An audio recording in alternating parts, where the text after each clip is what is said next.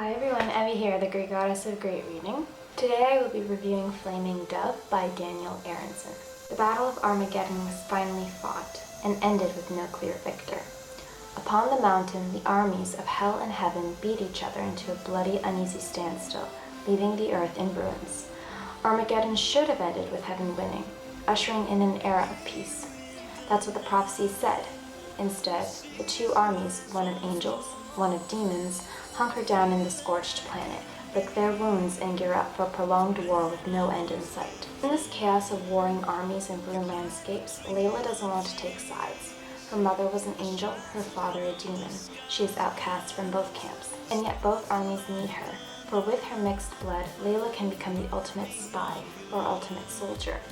As the armies of heaven and hell pursue her, Laila's only war is within her heart, a struggle between her demonic and heavenly blood. Now, I promised you in my last review that I was going to have a good review this time, and those words were true. I really liked this book. I was kind of iffy about it at first just because of the cover of the book. It wasn't the greatest cover for this book. This is the cover of Flaming Dove, and it's kind of a picture of Laila, the main character, but it's not really that promising. So that's why I wasn't really sure how I would feel about it in the first place, but I really ended up liking this book. It's demons and angels fighting each other on Earth and just trying to win, and Laila's just amidst it all because she is born of heaven and hell, apparently. So she is sought after by both armies. And there's a really cool romance in here because there is an angel who falls for a devil, and Laila falls in love with the devil at one point, and there's all these cool sort of mythical angels you've heard of, and fallen angels like Lucifer and Gabriel that you've heard of. Maybe if you've ever taken Bible camp or gone to church or anything like that, you might have heard of them. And it's really cool how Daniel Arenson kind of pits them against each other and creates these different dynamics with them that maybe you haven't exactly heard of before. But there's the character of Laila, and she also has a sister named Bat-El, who was born of Gabriel, the archangel. So she's very important. And she's on Earth trying to win the war. And the archangel Michael tries to enlist Laila to help him take Earth and let her take over hell, because she plans to douse the fires of hell so she can live there permanently, because she, with her angel blood, can't live in hell with the hellfire because it burns her, and she can't live in heaven because the godlight burns her demonic blood. So she lives on Earth most of the time as an outcast because she's outcast from heaven and hell, and people on Earth kind of think she's scary looking because she does kind of look like a fallen angel. She has bat wings, she has red eyes, fangs, claws. So even though she has a heavenly side, she doesn't really look like an angel at all.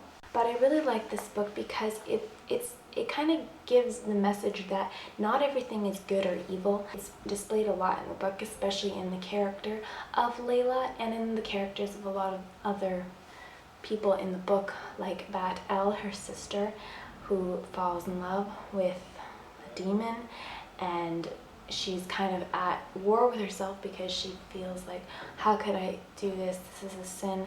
How could I go against my God? But just because you love someone doesn't mean that you're doing a bad thing, you know? It's just the devil. That is a bit much for an angel, though, eh? There was some quotes from Flaming Dove that I marked and I want to read to you guys, so here's the first one. God is not an old man with a long white beard walking in sandals across the clouds, a staff in hand.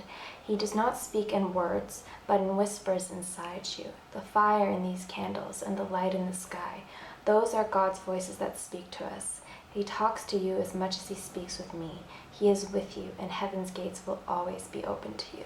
This is something Raphael, the archangel, says to his older brother Michael, when Michael, the archangel, is having kind of some doubts about what he's done on Earth through the last 27 years of Armageddon, and if he will be allowed into heaven again because of what he's done, because he's a soldier and he's killed so many people, so many demons even, so he is worried about what God will think of him and if he will be welcome again inside the pearly gates.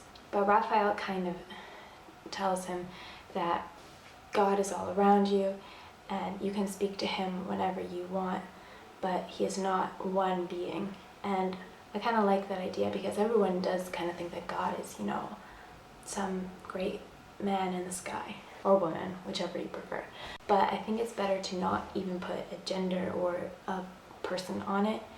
And God is like the Holy Spirit, because God is that Trinity, right? That you say the Father, the Son, and the Holy Spirit. And I kind of like the fact of the Holy Spirit because it doesn't really put a gender on it, doesn't really put a tangent being on it, and God is not really tangent in my mind. So I think I like that idea better. He's in the whispers all around you and inside you.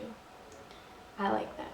Another quote, very small one, is this one. There is evil inside all of us, inside of me, inside of you, inside all angels. Again, that good and bad, evil and good are inside of all of us. Very prevalent with Laila, very prevalent with Beelzebub, the ruler of hell at this point in history, post-apocalyptic history, and in Michael and in Raphael and in all the angels. How can you kill without having some bad in you? How can you love without having some good in you? And Beelzebub proves he can be good because he can love with all his heart. And Bad El can prove that she has some sin in her because she goes against her father's commands. But it's not the end of the world. You are not all angel or all devil. You are like Laila. You are half and half. You are yin and yang. Sometimes one side takes over more than the other, but in the end you are both. You are not one or the other. And I really liked that. That was kind of like the drilling point in this story. And I just want to thank Daniel Arenson for this story because I really enjoyed it. If you guys have read Flaming Dove, let me know what you thought of the book in the comments below. My Twitter and bio are linked in the description below. Hit subscribe if you guys like what you see. I highly recommend that you guys pick up Flaming Dove by Daniel Arenson at a bookstore near you. Mine was in ebook format, so you can also pick it up on Amazon.com. I look forward to talking to you guys next time. I'm Evie, the Greek goddess of great reading, and until next time, guys, keep reading.